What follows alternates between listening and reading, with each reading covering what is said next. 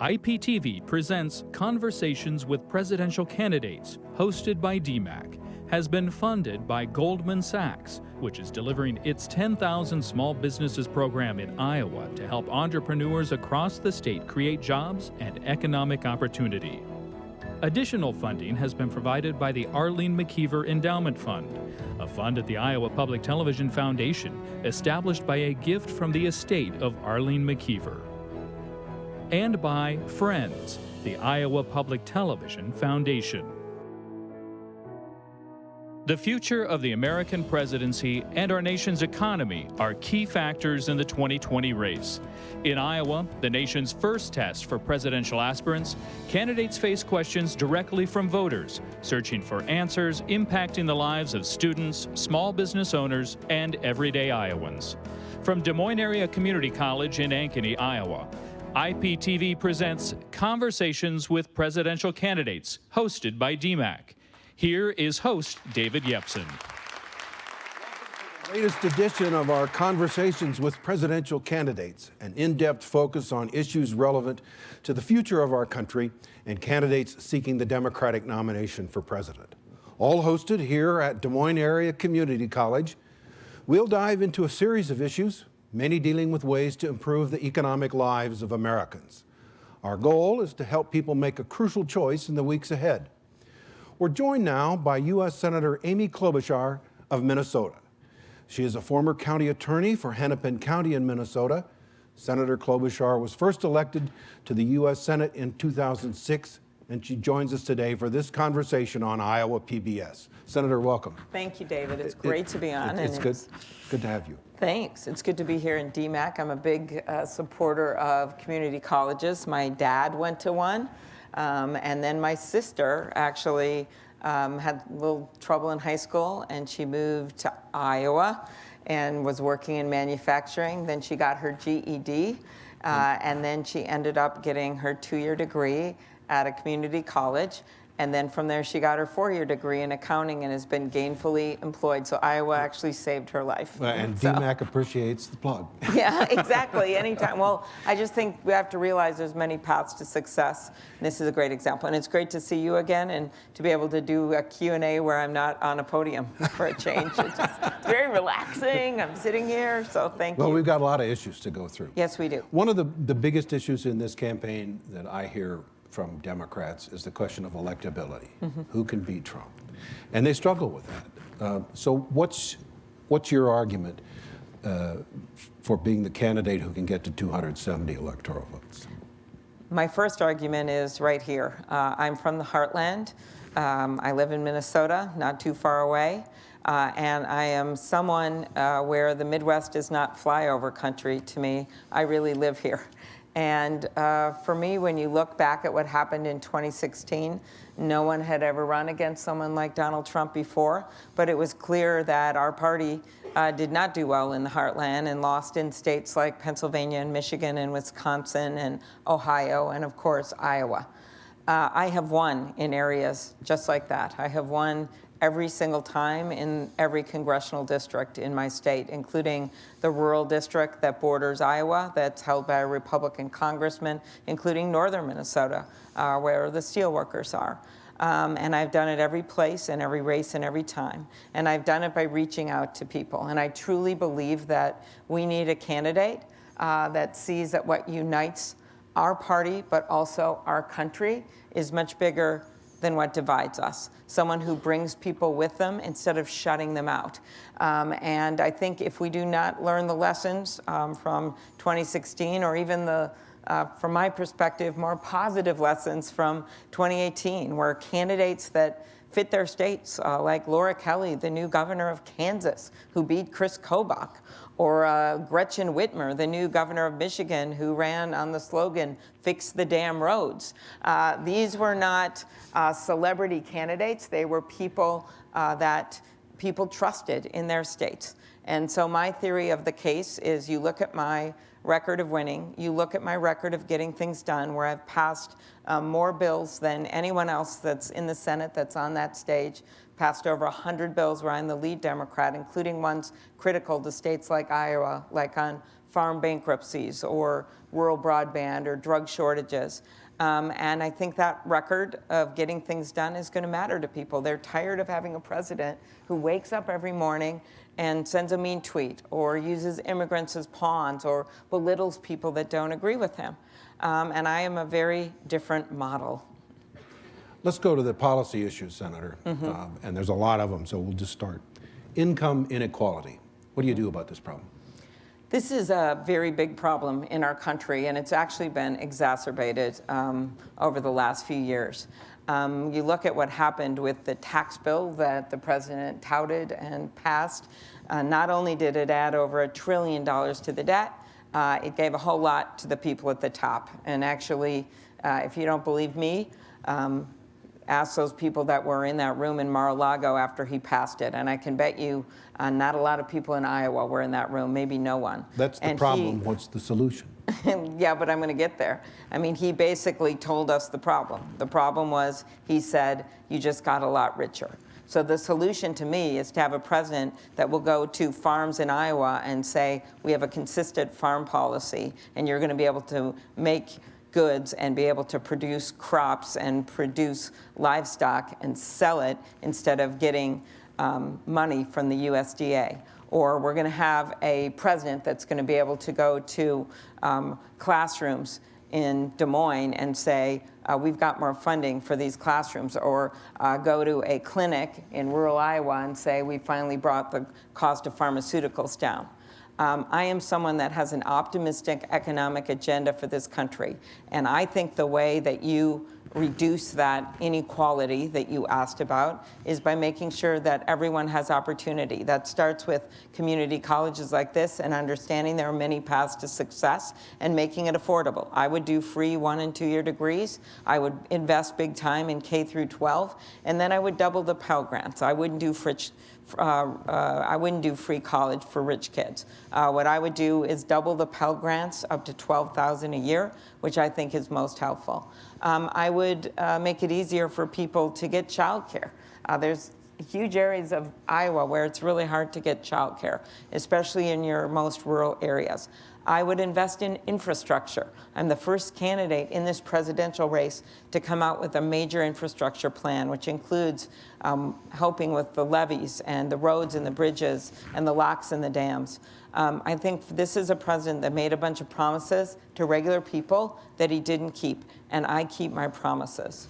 Well, is there any piece of your program that's called income redistribution, wealth redistribution, taxes?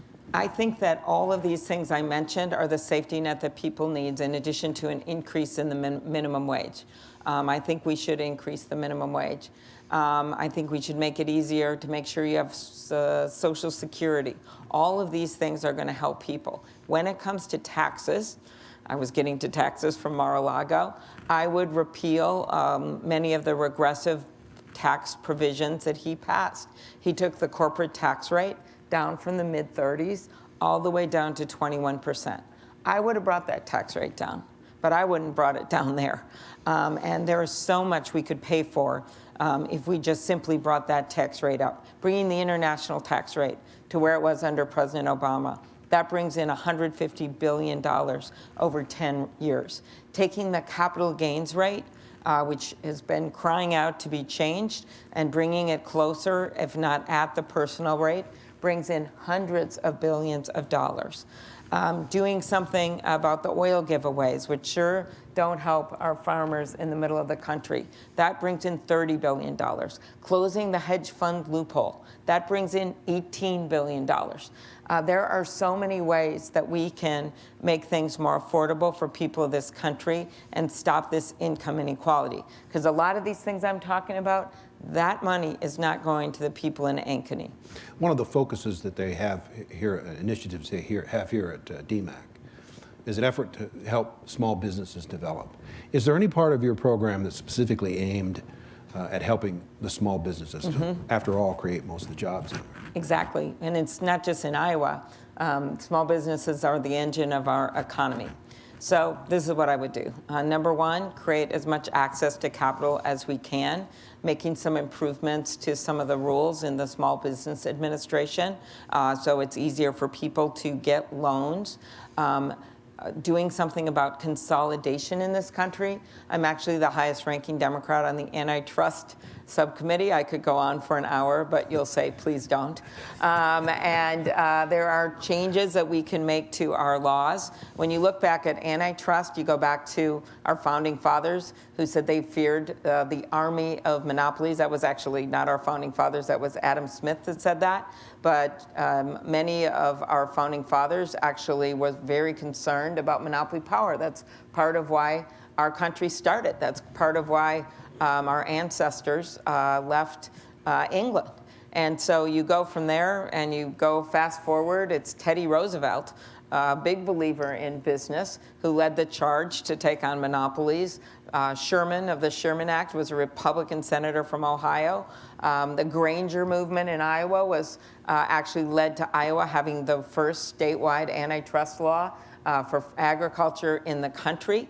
And there was just a lot going on in the middle of the country that led to our antitrust laws. They need to be revamped and upgraded because we have seen a startup slump with small businesses. We are 30% down in the last few years. It's part of why I started the Entrepreneurship Caucus this year with Republican Senator Tim Scott of South Carolina, another state that has a lot of small businesses. Because we want to, one, get more entrepreneurs that are people of color and women, and two, because we want to figure out what laws need to change to make it easier for small businesses. One piece of this income inequality issue is what's called the racial wealth gap. People of color are not doing as well as white America. What do you do about that? First of all, you acknowledge the problem, not admire it, but acknowledge it, and that is that there is racism, systemic racism in our country. And you see it in everything from a African-American woman going to a maternity ward and saying that her hands are swollen, the doctor doesn't listen, this happened in New Orleans, and her baby dies. Or a vice president of a company in Minnesota going through a store and being followed by store security. Or as you point out, the racial wage gap. So what do you do about it? First of all of the things I've mentioned, which even the playing field. If people can afford school, whatever path to success they want, that makes it much better for people of color. If you have an increase in the minimum wage, if you invest in underserved areas, and that is everything from education to infrastructure. And if you make it easier to vote, honestly. I mean, Iowa has a good track record of making it easier for people to vote, as does Minnesota. But there's one court decision recently out of North Carolina where a Republican-appointed judge, among others, said that that legislature had discriminated with, quote, with surgical precision against African-American voters. So people are feeling more and more shut out, purging of voter rolls. It's unbelievable to me. I said this on the debate stage, quoting Stacey Abrams. Just because you don't go to a meeting, maybe like this one, for a year, you don't lose your right to assemble. Just because you don't go to church or synagogue or mosque for 4 months, you don't lose your right to religion and to worship. But in fact, right now in some states where they don't have same-day registration, people show up to vote. Maybe they voted for decades and they missed a few years. They find out they are aced out. They can't vote. They've been purged. That's wrong. And so when I look at economic opportunity, you look at it with all these great ideas we have, but you also have to fundamentally look at it so that people aren't shut out of our democracy. You mentioned raising the minimum wage to $15. In rural America, there are a lot of small business owners and business people who will say that will hurt those regions, that they can't afford to pay that kind of a minimum wage, and it will be a job killer. What do you say to? This isn't San Francisco. No, I understand that, but I think what you see across with this with the bill that we have is that it's phased in. It's phased in with an understanding of that. And then I think overall, even in some areas, you see even higher wages. But that's why The idea is to put it at 15.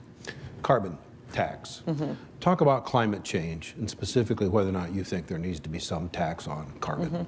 I do. I think there's many ways you can get there. One is a straight out fee. One is with a renewable electricity standard that a lot of states have done successfully, but you'd make that national. And another way you can do it is with cap and trade, which is something that actually passed in the House of Representatives a while back. The key to this, though, David, and why we're doing it, is that if we don't do something about it, it's going to have graver economic implications for our country. We're already seeing a 50% increase in homeowners insurance because of all the flooding and the fires that we're seeing across our country. You see parts of Iowa where people have lost their homes. It's like my friend Fran near Pacific Junction, who had me look through these binoculars, and she said, you know, this is my house, and I bought it with my husband.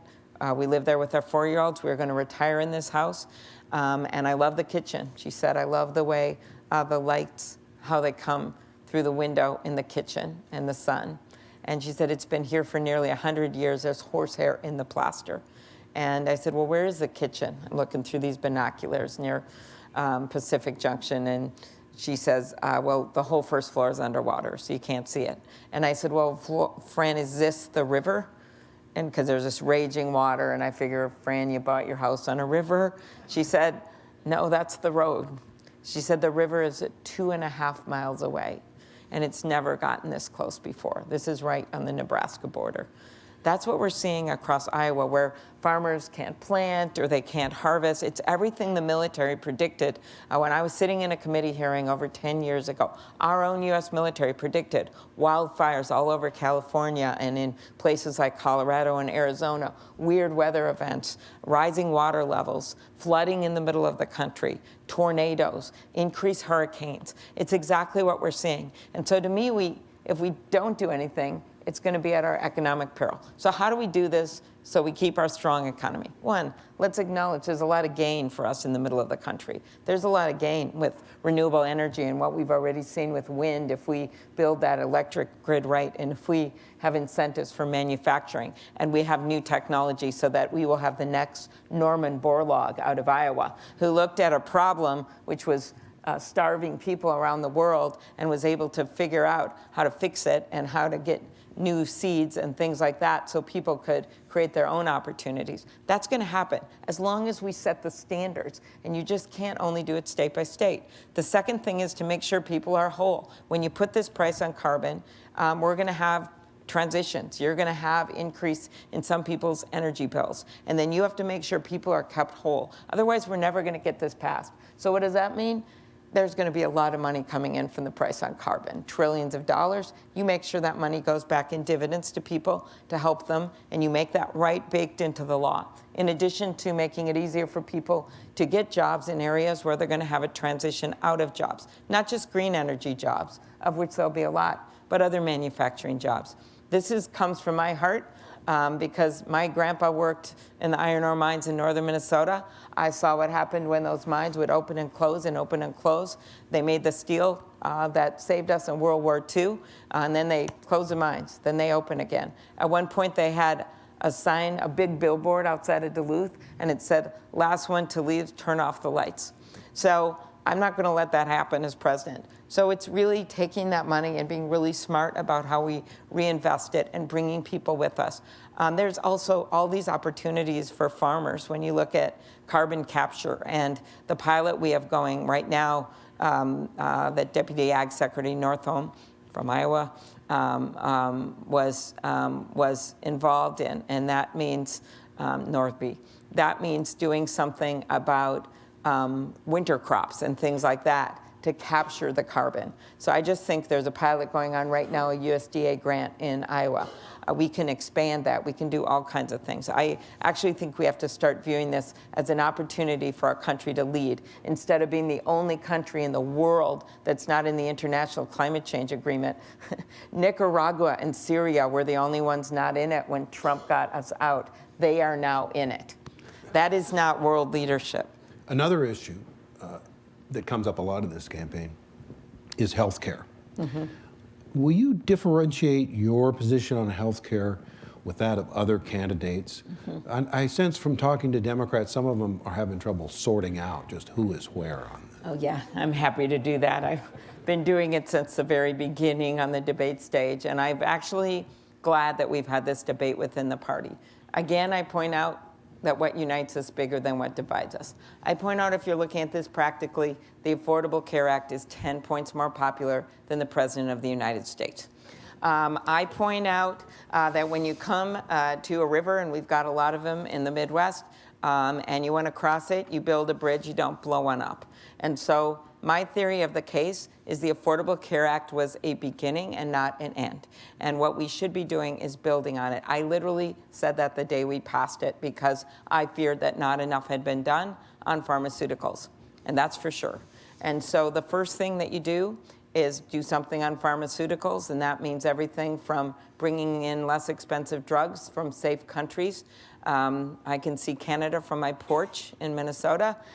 We can see those less expensive drug prices. Grassley and I have a bipartisan bill that would allow that to happen. And Bernie and I actually did an amendment together that was very similar, that brought in 14 Republican votes, and that was something like 2 years ago. It was at midnight, but they voted for it. Okay. Secondly, unleashing the power of 43 million seniors to get a better deal under Medicare. That is the bill that I lead. I have 34 co-sponsors. As president, I could get it done. Putting a cap brings in $350 billion on pharmaceutical prices. What else? A nonprofit public option. This is where there's some disagreement on how you're going to bring premium prices down.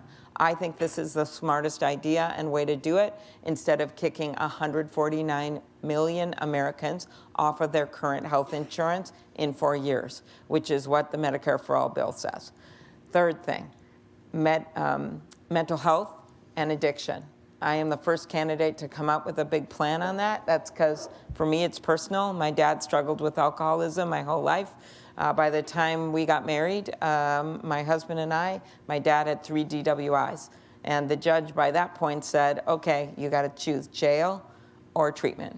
And he chose treatment, and in his words, he was pursued by grace. It changed his life. And he's now 91. He's been sober for decades. He's in assisted living. His AA group visits him there. And in his words, it's hard to get a drink around here anyway. But the point of it is that he had that option.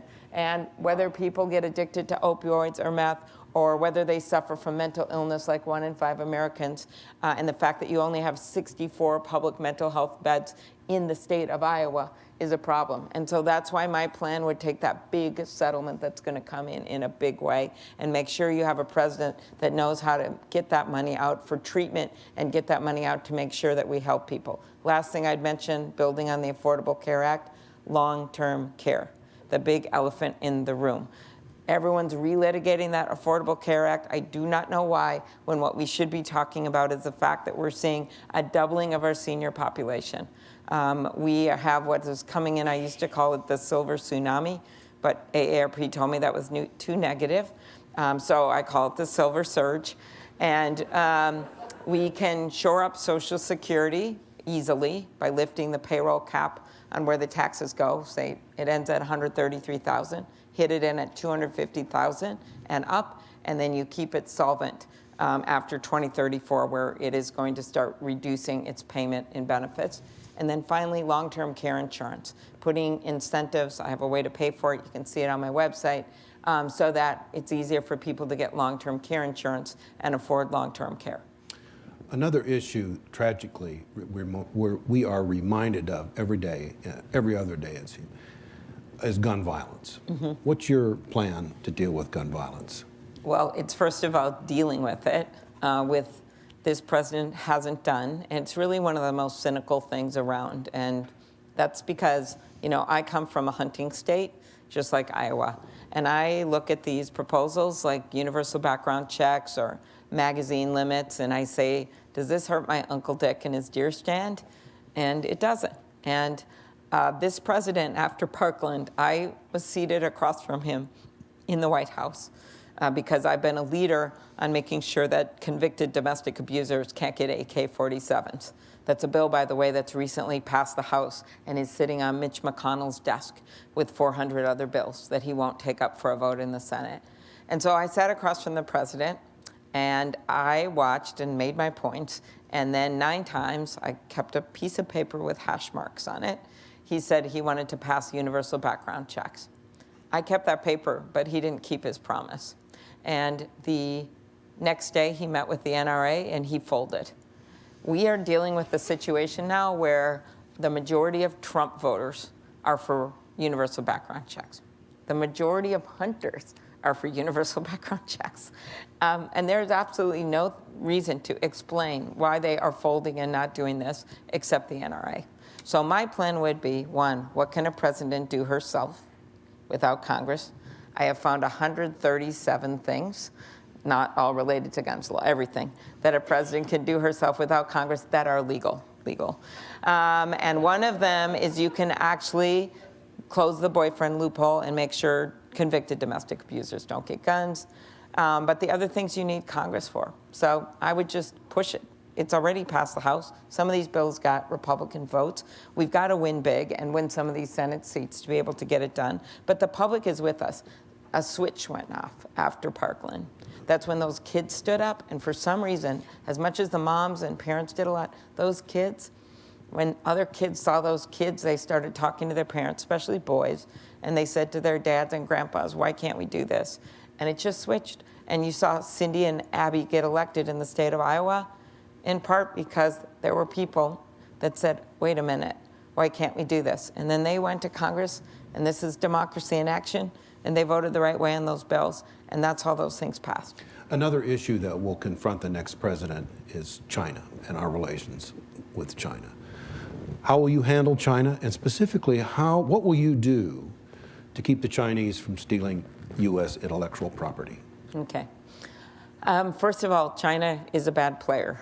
They do steal intellectual property. They also subsidize industries in violation of a lot of different international laws. So what I would do is, first of all, work with our allies and set clear standards of what I expect in trade agreements. This president has basically been treating the people of Iowa like poker chips in one of his bankrupt casinos, and how he's undergone these trade negotiations. There's an old saying in trade negotiations, keep your promises and keep your threats. He does neither. He says he's going to do tariffs on $300 billion of goods. The Chinese are in this for the long haul. They watch. And then a week later, he changes to $150 billion of goods. They watch. And so I think it is really important to have deliverable goals. I think that it's really important to do this with your allies. It's one of the reasons that I was the only one on that debate stage, and I'm not saying other people wouldn't have said the same thing, but I asserted myself to answer the question, who said that I support the newly negotiated U.S. Mexican-Canadian trade agreement. There's some good things in that that's never been in a trade agreement, including inspection of plants. That's why the head of the AFL-CIO supports it, including better environmental standards, including the pharmaceutical front, getting rid of the sweetheart deal that was in the original trade agreement. We must have a trading bloc with our neighbors if we're going to at all be able to start taking on a major force like China. So I think all of this is, and the last thing I just mentioned from my own personal experience, is trade enforcement. And that means intensely, not with a meat cleaver or we'll say a tweet cleaver. This means going after enforcement. I did it myself when President Obama was in, and they weren't doing enough when it came to steel dumping by China. I brought the president's chief of staff, Dennis McDonough, up to the Iron Range in Minnesota. We sat with the plant owners and the steel workers, and we told them what was happening. They actually went back and did things differently and started being really focused on enforcing the laws. Guess what? The plants opened. They expanded. They continue to do that. That is because of trade enforcement and having someone that will not let it go and actually not just talk the talk, but actually make sure it happens. Change gears. I want to talk about rural America a little bit. Rural broadband. I've heard every politician say, oh, we're for rural broadband for years. And for some reason, it doesn't seem to get done. What would you do differently to get well, first of rural all, America wired up? First of all, let's look at my background, which is ideal for this. Number one committee I asked to be on was the Agriculture Committee.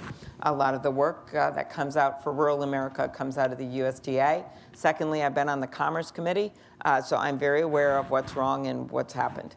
Finally, in the private sector, I did telecommunications for a number of years, so I kind of got their number. All right. Here's what I think we need to do. One, we do need to invest, and that's part of this $1 trillion plan I have paid for by dialing back $400 billion of the corporate tax cuts. That's 4 points, as well as the international tax rate back to where it was during Obama, as well as doing an infrastructure refinancing authority, bipartisan already, and Buy America bonds. So I'd put a good chunk of that into rural broadband. Then you have to make sure, and I met with one of your smaller rural telephone companies here in Iowa, you got to make sure that money is going to companies, if you're going to do it that way, in most regions it's like that are actually going to get it done. There's some phone companies that are just sitting there and they're not actually getting the work done. You also can use part of the Universal Service Fund, which is what we pay into, that helps in urban and rural areas, and it helps with local phone service too, which you need for farms and for backups, but you want to make sure that some of that money is going to rural. I've actually worked on some of this with Senator Thune, who was the chair of the Commerce Committee for a number of years and has a state that has a lot of rural broadband needs, and so I know where the bodies are buried. I also believe, having been to Iceland and having driven around there, I can't help but think to myself, if Iceland, with all their volcanoes, has perfect cell phone service and high-speed broadband, please tell me why we can't get it in the state of Iowa. And actually, Iowa is better connected than a lot of other rural states in our country. So we can do this, and I have set forward, I said it in the middle of that blizzard in my announcement, and you don't lie in the middle of a blizzard, that we can do this by 2022. Talk about another issue important here in rural America, in both Iowa and Minnesota, and this is this whole renewable fuels question and the renewable fuels standard, RFS. What's your EPA going to do about the renewable fuels standard? Well, first of all, I would review every single one of these waivers. And for those of you not versed in the renewable fuel standard, this is something that was set forth so rural farmers and workers could have a fighting chance to compete with the big oil companies.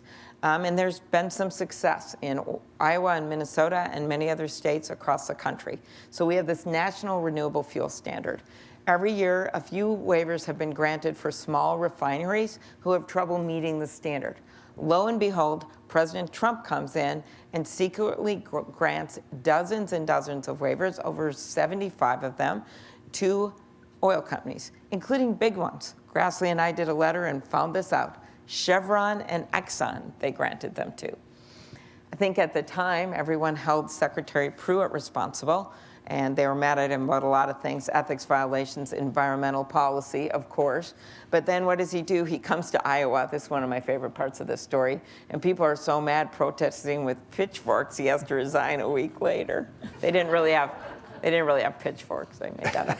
Okay, so anyway, he resigns, and then you think, well, maybe this has been solved. Not at all. It continued. In fact, when the president went to Council Bluffs to the ethanol plant, you still had 31 more waivers granted. They've done a Band-Aid approach to make up for it by really sort of giving back about half of the gallons in the country for 1 year, but nothing retroactively. What's happened? You've seen closed down ethanol biofuel plants across the country. I visited one in Crawfordsville where one guy is left standing who's the maintenance worker, and he tearfully brings out this coat rack with 18 uniforms of his former coworkers with their names embroidered on them: Mark, Derek, Salvador. And he says, these are my friends, and they're gone now, but I want them to come back. So if you think this trade war and these secret oil waivers to suck up to the oil companies have not had an effect on Iowa, it has. And it's going to be really hard for some of those soybean farmers even if we resolve this, to get the contracts back, because many of them went to farmers in other countries. It's one of the major reasons we saw burning of the Amazon, because there was an international need for soybeans, not to mention the waivers and the damage that they've done. So I would reverse this policy. I would review all the waivers. I'm sure I would reverse the granting of many of the waivers. I would keep in ones that I think are necessary, and then I would continue to support renewable fuels in this country. You touched earlier on paying for education, but what about the debt that students have? Where do you stand on forgiving debt or dealing with the debt question? Well, it is a major amount of debt around this country, and so I would start with, first of all, making sure that everything we do helps us with our economy and helps people participate in the economy. And so I'll get to the debt in a second, but to me that means, of course, matching what we do with our economy. You know, we are going to have over 1 million openings for home health care workers. We're going to have over 100,000 openings for nursing assistants. Those are 1- and 2-year degrees. We're going to have over 70,000 openings for electricians. We are not going to have a shortage of MBAs. We're going to have a shortage of plumbers in this country. So we better look at both loan repayment and how we fund school and what we look at funding in that way. Loan repayment. First of all, I believe that every student should be able to refinance their student loans. If a millionaire can refinance a yacht, students should be able to refinance their student loans.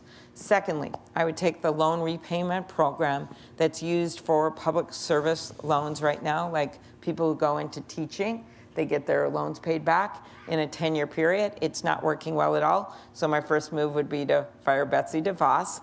My second move would be to then make that program work better with the red tape that's in that program and have it be phased in. And the third, wait a minute, is to actually expand on that program to include in-demand occupations, things like some of the occupations that I mentioned. And how would I pay for all this, including the doubling of the Pell Grant for 4-year degrees, which is going to make a big difference? That's taking the capital gains rate and moving it closer, if not at, the personal income tax rate, which is still making some allowances for people that are willing to hold long-term assets. What do you say to students who are hearing Bernie Sanders and Elizabeth Warren talk about forgiving all student debt? Sounds like a better deal than what you're offering. It sounds like a good deal on a bumper sticker. And I understand how bad this debt can be. I do. My husband had huge student debt when I married him. I did marry him anyway. Just for people to have hope out there that has student loans.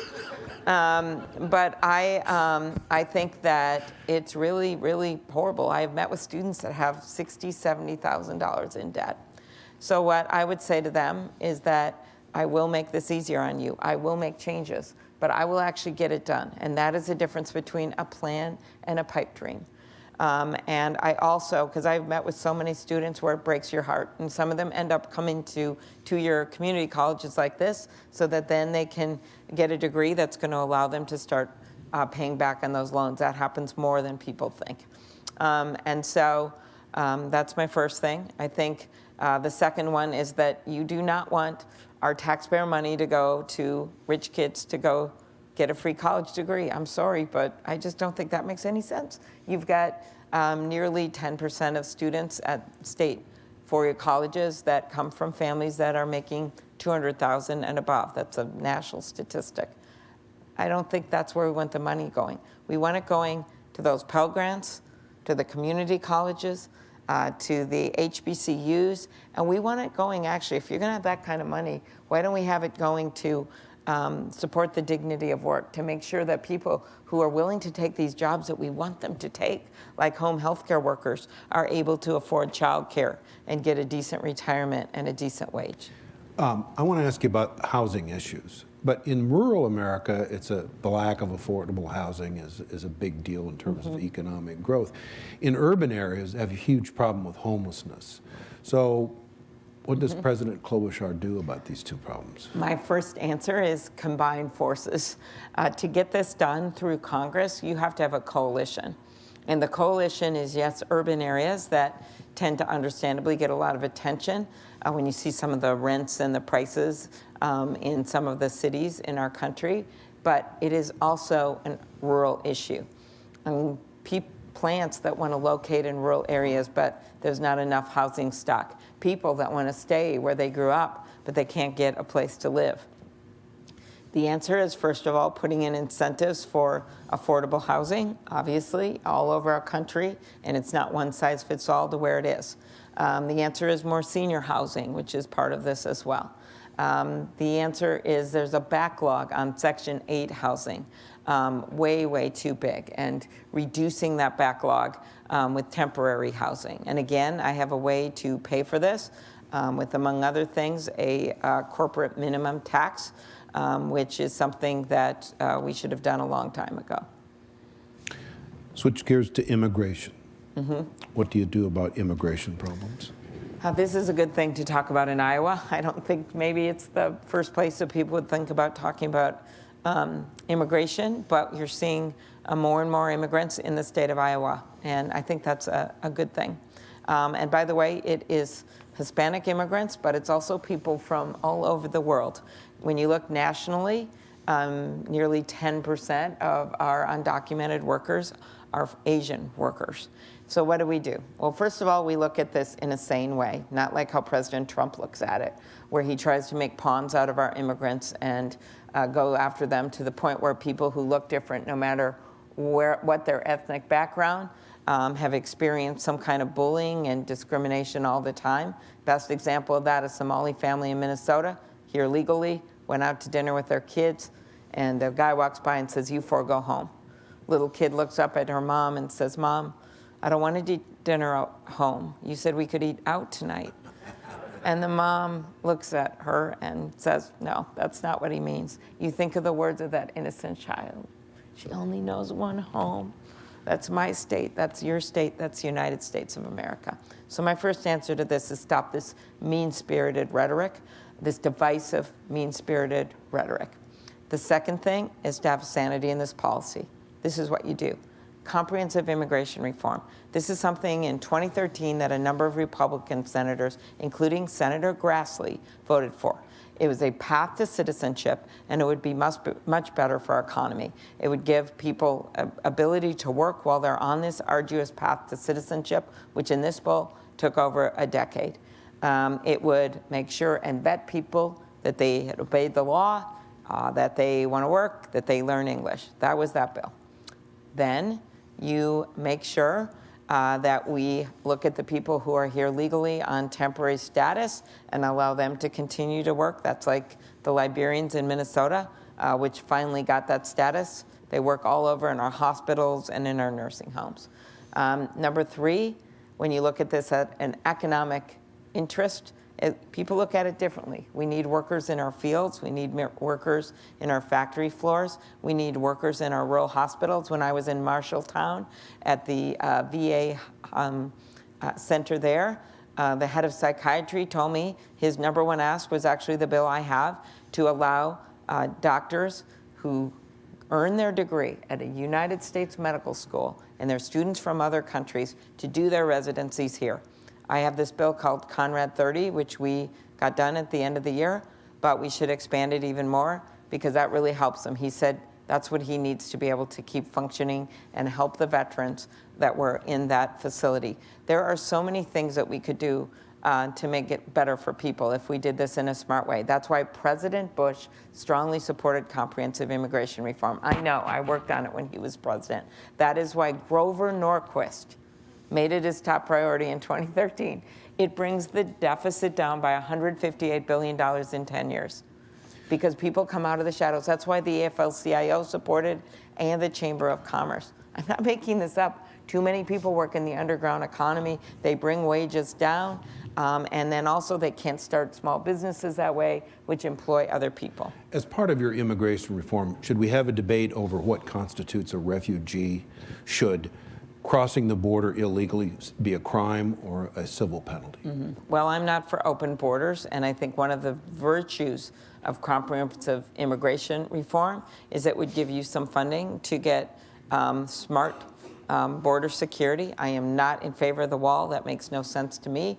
But I think a lot of that, when you look at what the real issues are right now, is people seeking asylum, especially from the Northern Triangle countries. And you could basically use some of this money, which would be a drop in the bucket for the $158 billion, to improve that asylum process, to allow people to seek asylum down in those countries, to help shore up those countries' situations with their what's going on in those countries with their economies and other things. So you would reduce the number of those undocumented crossings.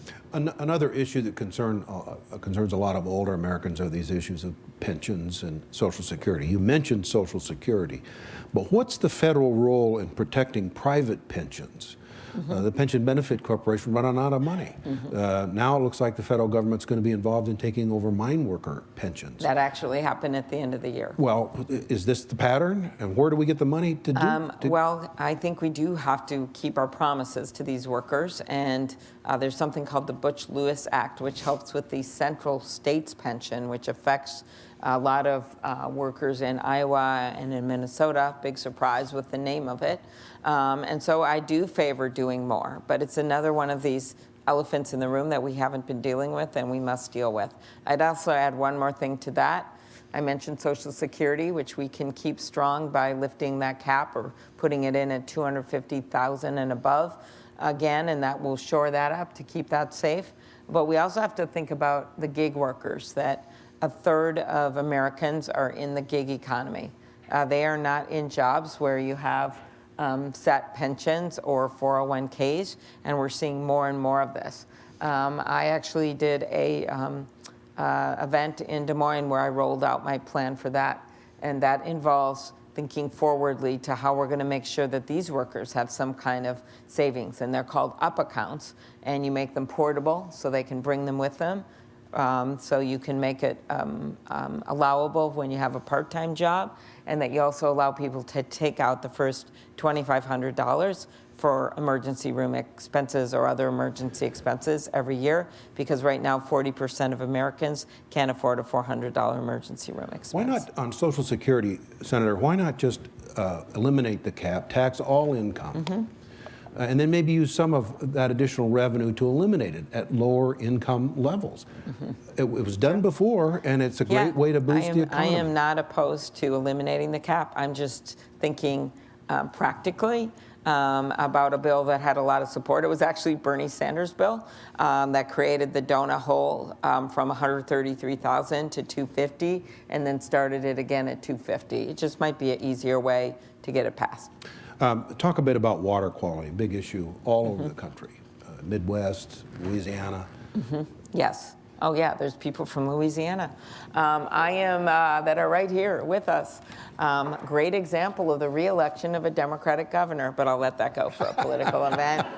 Next to Kentucky, where Mitch McConnell now has a Democratic governor. And by the way, one little side note on that, and then I'll get to water quality. Please remember, we've only been talking about pretty much economic issues here. We haven't touched on international. But remember, this election is an economic check, yes, about shared prosperity, but it's also a values check, a decency check, a patriotism check for so many people in Iowa across this country. Because there are moderate Republicans and independents that may not agree with everything that my party stands for in economics, but they believe that our country is better than this guy in this White House, and that we should bring them in as part of a major coalition. Okay, now I'll answer your question. On water quality. I am from the land of 10,000 lakes. It's actually more than 10,000. So I am a big believer in water quality. And this president has really set us backwards. He has reversed a lot of safe water provisions, and they're enumerated on a list somewhere. It's really quite shocking. And so in my first 100 days, I would review all of those and decide which ones, and I'm sure many of them, that we need to bring back. I think that we also have to have a strong EPA, and we need to replenish that agency again. with people who actually care about our environment and enforcing the laws. It's been very hard for a lot of the scientists and workers that work in those areas because a lot of our agencies, including the State Department, have simply been hollowed out. So those are things that a president can do immediately. You anticipate my next question about foreign policy. Okay. See it, right? I War didn't and see peace. it. I wasn't cheating. I'm not like the president on the golf course. For the record, I played 0 days of golf last year. What is America's role in the world? America's role in the world should be as one of a leader, as one of a beacon of democracy.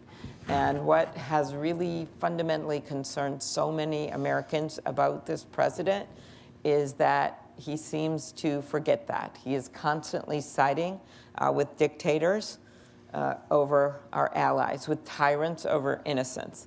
And that is why I came forward with my 5 R's for a new foreign policy. And they're not reading, writing, and arithmetic, as well as we know how important they are in this place we're in right now. They are the 5 R's, which mean this. 1, renew our leadership around the world.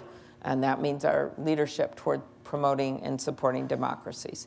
2, would be to repair our alliances with our allies. In my first 100 days, I would go visit, of course, our neighbors, as well as shore up our alliances with our European allies and more. Number 3, it means renegotiating back into international agreements, which make everyone safer. That includes the Iranian nuclear agreement, which this president should not have gotten us out of, and you see the results. He's literally left our allies in Europe holding the bag and given more power to China and Russia. Re-entering the negotiations with the Russians for the nuclear agreement, something else he precipitously got out of, and there's a new one, different one, the New START treaty that's coming up at the beginning of a new president's term. Responding appropriately to threats around the world. And that means not making jokes with Vladimir Putin when someone asks about interference in our elections by the Russians. They didn't use missiles, they didn't use tanks, they used a cyber attack, and it's not one bit funny, but that's how he responded. And then the 5th thing is reasserting American values around the world. It really can boil down to 1 R, return to sanity. We're in the longest war in history. How long can this sacrifice keep going on? Or is it time for an American president to say to the American people, this is a long-term thing. We will always have a military commitment in the Middle East. So I think it is time to bring our troops home from Afghanistan, if that's what you're referring to here, because of course we have presence around the world in many places. That is important. What I would do, and I've made very clear that I would bring our troops home by the end of my term, but I would allow for troops to remain for training and for counterintelligence and those kinds of things. We have troops being deployed there now who weren't even born when we got involved in Afghanistan. And as we look at these negotiations with the Ghani government and the Taliban, I would have not done what the president did. He surprised both parties by saying he was inviting the Taliban to Camp David, which is a pretty shocking thing to hear when there was no agreement. He then later, after the negotiations had broken down, announced they were being restarted again, which was also a surprise. He did that by tweet. I don't know if it was at 4 a.m. in his bathrobe, but that's what he does sometimes. But this was, again, a surprise to the Ghani government and the Taliban. I would work with our allies, which he doesn't do very well, and I would also make sure that we were not losing the democracy gains we've made there and the gains for women. Are we still the world's cop? I mean, it seems to a lot of Americans that every time somebody in the world dials 911, that Uncle Sam picks up the phone. Yeah. And they're tired of it. So what do you say? We haven't always been the world's cop. We should always work with our allies. There is the UN. There are our allies, and there have been many examples of this around the world where other countries have stepped in and helped in places all around the world, in droughts, in military conflicts. So I think breaking away from international agreements makes that harder to happen. So that's the first thing I'd say. Secondly, is you have to look at each conflict and each humanitarian need and do what you can to help. But, you know, showing the world that we won't even keep 150 troops on the Syrian border, that we're just going to let the Kurds out for slaughter after 11,000 of them have died at our sides, and allow the Turks to come in and do that. That's what he did, giving Iran a bigger foothold in the country of Syria. And you just keep seeing repercussions from that and from the decision to withdraw from the Iranian nuclear agreement. So I think you look at each case on a case-by-case basis. But do remember that some of this aid helps us in the long term. I remember the story that Bill Clinton would tell about having visited a factory that I think USAID helped with in Africa, and how he had gotten a shirt there and he hung it in his closet, and every time he opened the closet and he saw that shirt, he thought to himself, they don't hate us. And you see that with the work that President Bush did with AIDS and investment. You see that in countries where they're proud to be friends with America. Senator, we have just a minute left. Okay. And I want to ask you, why do you think you would be a good wartime commander-in-chief? First of all, I put our country first, not our private interests first, not my partisan interests first, and that is the problem with this president right now. If you're going to send troops off to battle and make those hard decisions, you better sure you know where your heart is and that it's in the right place. Secondly, I'm someone that consults with really smart people, and I have respect for our military leaders. I voted for General Mattis, and I was really sad that he had to leave because he did not agree with so many policies from this president. And I think it's important to surround yourself with people in your cabinet that aren't sycophants, that don't just agree with everything you say just to agree with you, that you better have conflicting views and people that don't agree with you. I think that makes me a good leader. The third thing is that I'm tough. I'm blunt, and I think people have been able to see that on the debate stage. And finally, I've been in the U.S. Senate for 12 years. I've dealt with every major international decision that we've seen, and I have respect for the role of Congress and the need to not just go off pell-mell to war and go to Congress for an authorization of military force. And Senator, I have to be tough. We're out of time. You are Thank just you. as tough as me. Thank you very much. All right. Thank you very much. Appreciate it. Thank you. I want to thank Senator Klobuchar for joining us for our latest edition of Conversations with Presidential Candidates here on Iowa PBS. For our audience of Iowans and our entire Iowa PBS crew here at Des Moines Area Community College, I'm David Yepsen, and thanks for joining us today.